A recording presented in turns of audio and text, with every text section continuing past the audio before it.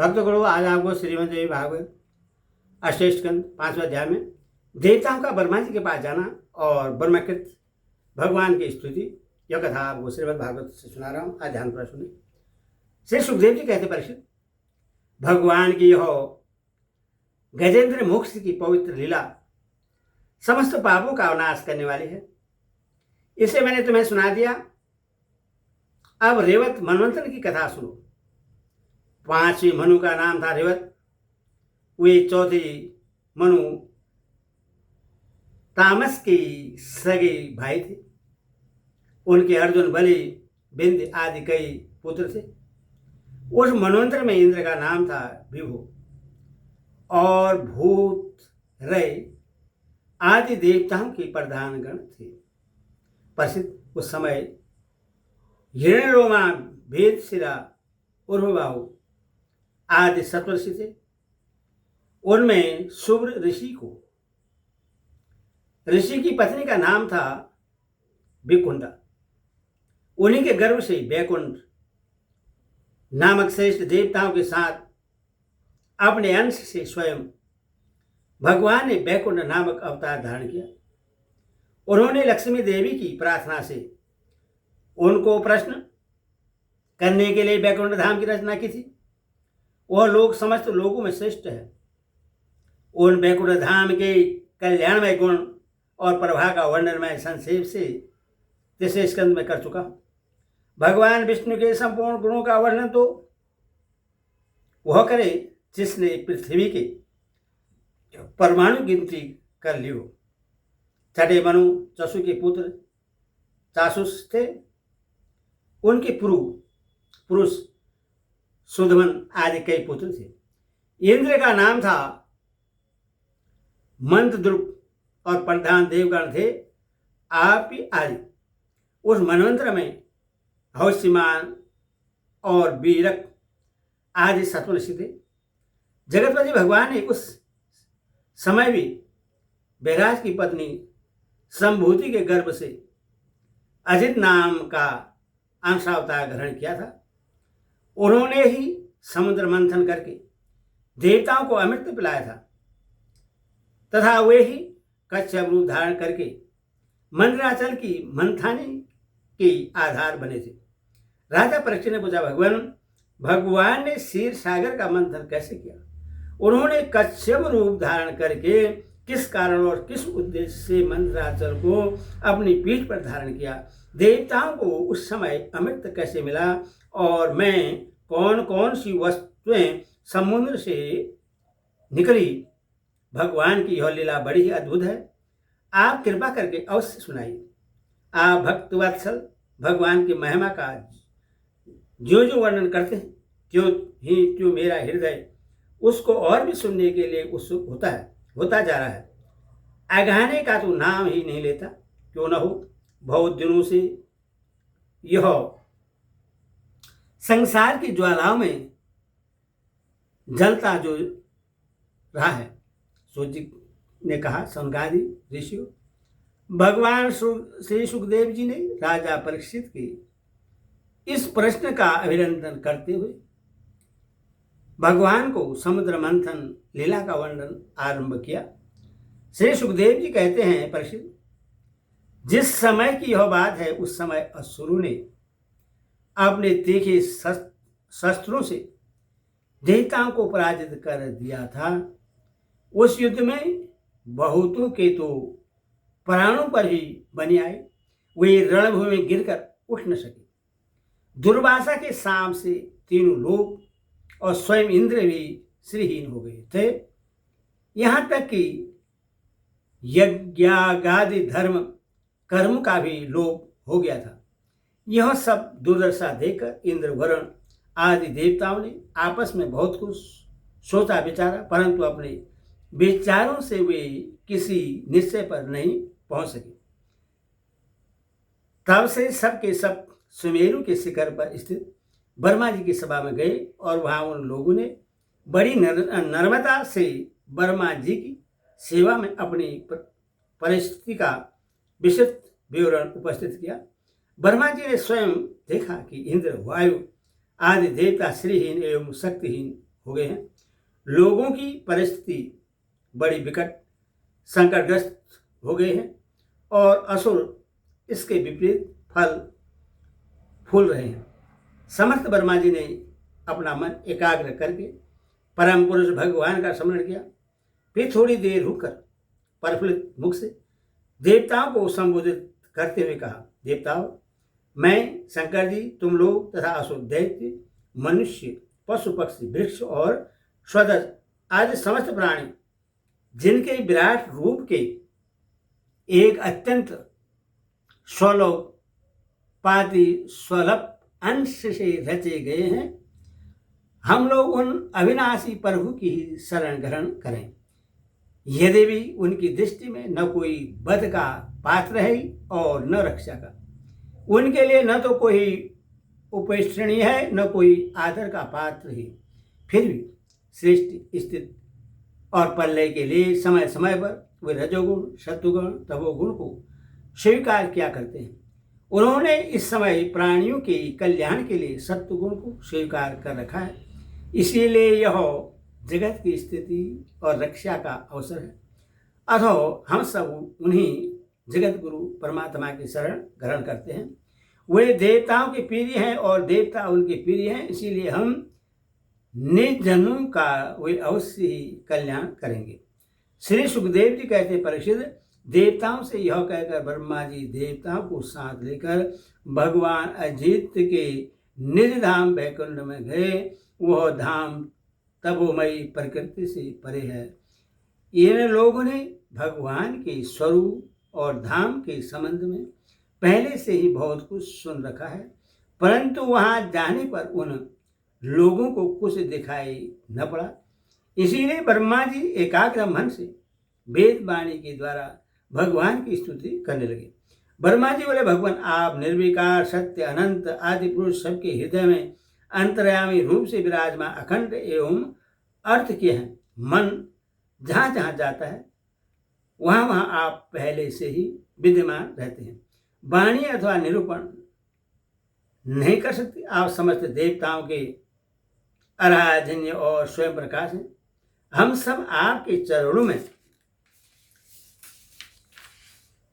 नमस्कार करते हैं। आप प्राण, मन, बुद्धि और अहंकार के ज्ञाता हैं। इंद्रियों और उनके विषय दोनों ही आपके द्वारा प्रकाशित होते हैं। अज्ञान आपका स्पर्श नहीं कर सकता। प्रकृति के विकार, मरने जीने वाले शरीर से भी आप रहित हैं। जीव के दोनों पक्ष अविद्या और विद्या आप में बिल्कुल ही नहीं है। आप अविनाशी और सुख स्वरूप हैं। सत्ययुग, त्रेता और द्वापर में तो आप प्रकट रूप से ही विराजमान रहते हैं। हम सब आपकी शरण ग्रहण करते हैं। यह शरीर जीव का एक मनोमय चक्र रथ का पहिया है। 10 इंद्रिया और 5 प्राण, ये 15 इसके अरे हैं। सत्व, रजो, तम, ये 3 गुण इसकी नाभि है। पृथ्वी, जल, तेज, वायु, आकाश, मन, बुद्धि और अहंकार, ये 8 इसमें नेमी पहिए का घेरा है। स्वयं माया इसका संचालन करती है और यह बिजली से भी अधिक शीघ्रगामी है।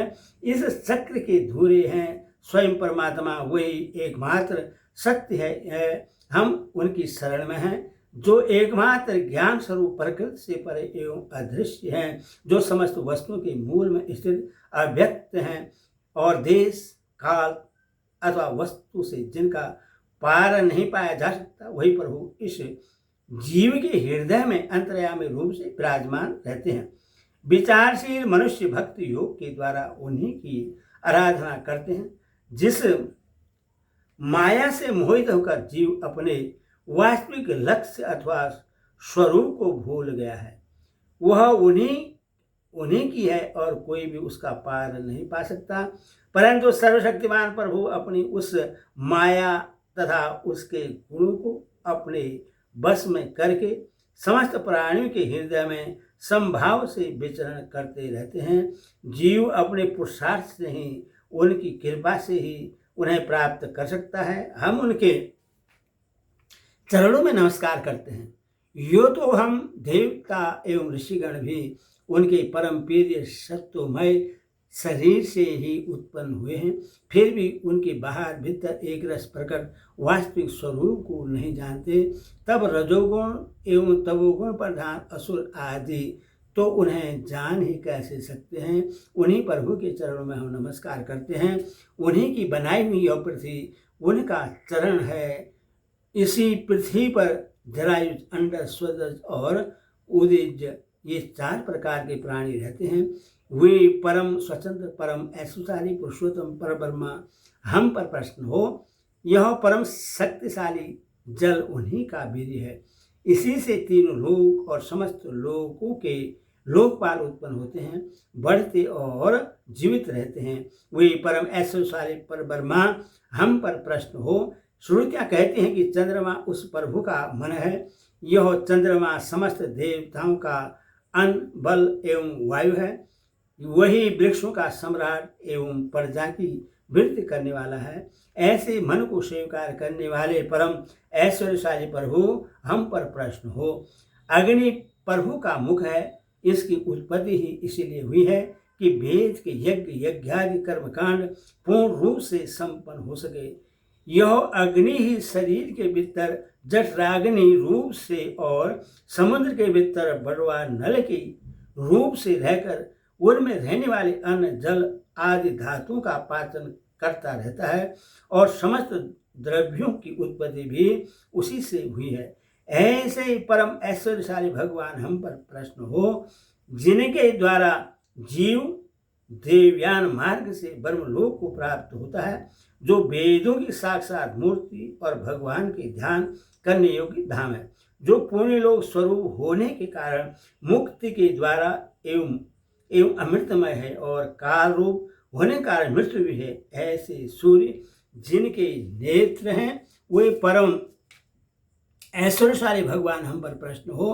प्रभु के प्राण से ही चराचर का प्राण तथा उन्हें मानसिक, शारीरिक, इंद्रिय संबंधी बल देने वाला वायु प्रकट हुआ है। यह चक्रवर्ती सम्राट है, जो इंद्रियों के अधिष्ठाता देवता हम पर उनके अनुचर। ऐसे परम ऐश्वर्यशाली भगवान हम पर प्रसन्न हो, जिनके कानों से दिशाएं, हृदय से इंद्रिय गोलक और नाभि से वह आकाश उत्पन्न हुआ है, जो 5 प्राण, अपान, उदान, समान, व्यान, 10 इंद्रियां, मन, 5 अणु, नाग, कुर्म, किरकल, देवदत्त और धनंजय एवं शरीर का आश्रय हुई परम ऐश्वर्यशाली भगवान हम पर प्रसन्न हो, जिनके बल से इंद्र प्रसन्नता से, समस्त देवगण क्रोध से, शंकर बुद्धि से, ब्रह्मा इंद्रियों से, वेद और ऋषि तथा लिंग से प्रजापति उत्पन्न हुए हैं।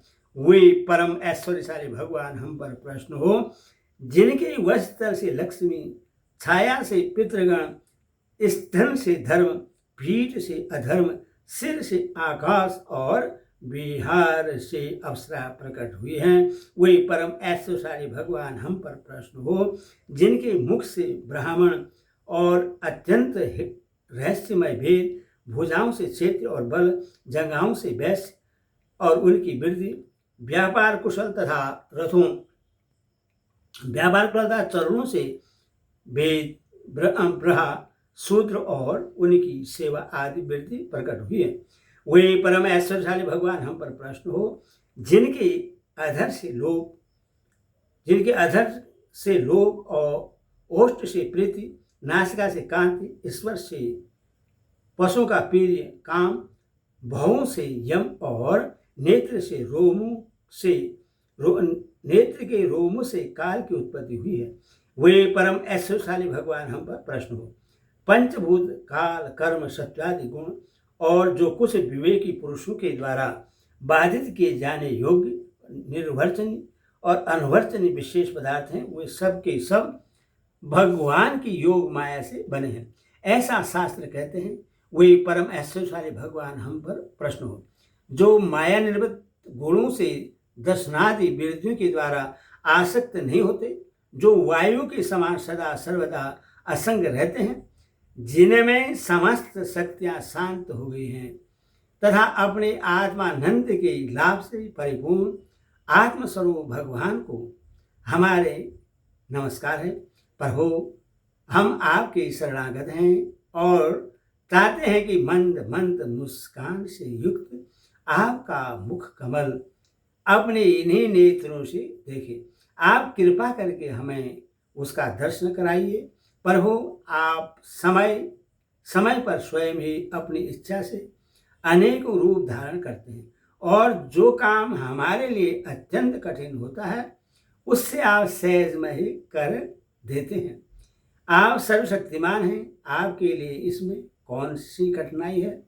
विषयों के लोक में पड़कर जो देहाभिमानी दुख भोग रहे हैं उन्हें कर्म करने से परिश्रम और कलेश तो बहुत अधिक होता है, परंतु फल बहुत कम निकलता है।